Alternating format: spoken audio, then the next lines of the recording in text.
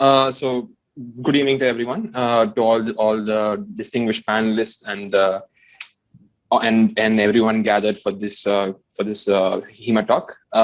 So the topic that for today is that we had done a presentation on is the tertiary care center. So COVID-19 is a highly infectious and contagious disease, as everyone knows, and was declared as a global health emergency on 30th January 2020 by the World Health Organization. It initiates weakness, some symptoms like loss of smell. Hello? Yes, continue. Yes. Yeah. Thank you. In early stages, and some cases can even present with diarrhea and other such adverse symptoms. In some cases of severe COVID pneumonia, they can present with microthrombi formation as well.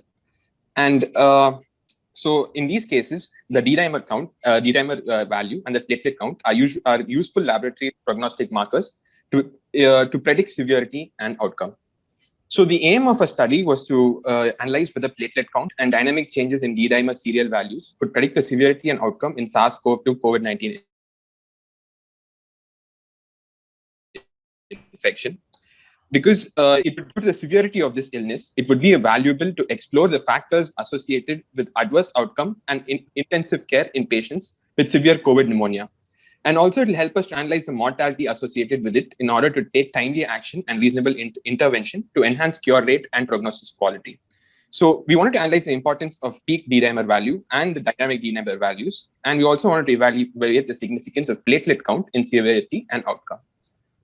So the materials and methodology that was done, it was a retrospective single-centered observational study. It was done between May 2020 and January 2021. The study included patients who were admitted directly into the intensive. So all patients were confirmed by RT-PCR for COVID-19 infection. And then serial D-dimer and platelet values were collected from laboratory information system for each patient and were directly admitted to the intensive care or shifted to the ICU from the COVID ward due to worsening of symptoms. Statistical analysis was done using Mann-Whitney U test, and a p-value of less than 0.05 was considered significant.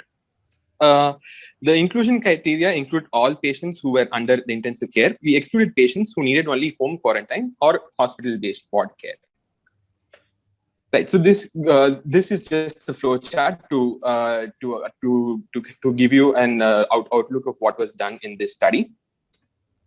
So now coming to the results, we had a total number of patients were 239. The age of the patients ranged from 15 to 93 years, and the length of the hospital stay ranged from 1 day to 1 month.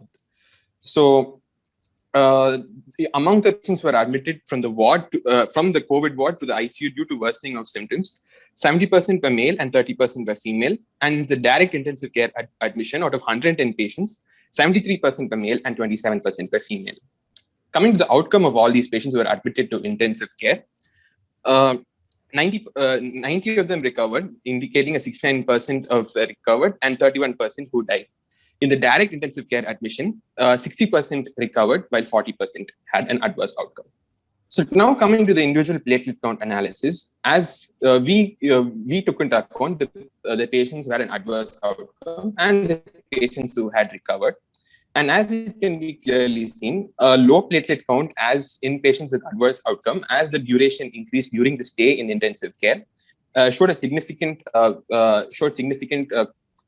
p-value, indicating that low platelet count as disease progresses indicates poor outcome for the patient. Here we can see this this chart, which shows that the initial platelet values, if the patient is admitted with already existing thrombocytopenia, the patient had a poor outcome.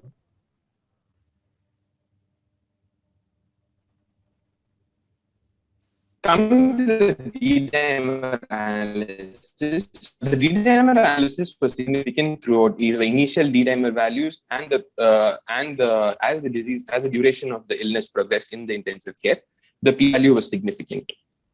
As can be indicated by this graph, you can see this The curve for the initial D-dimer and the peak D-dimer are both above the baseline, indicating and the course of prognosis for the patient who were admitted in the intensive care.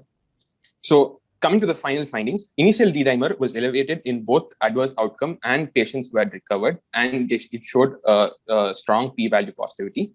Peak D-dimer was, although we didn't have a significant correlation, the values were high. It was also significant in patients who had recovered.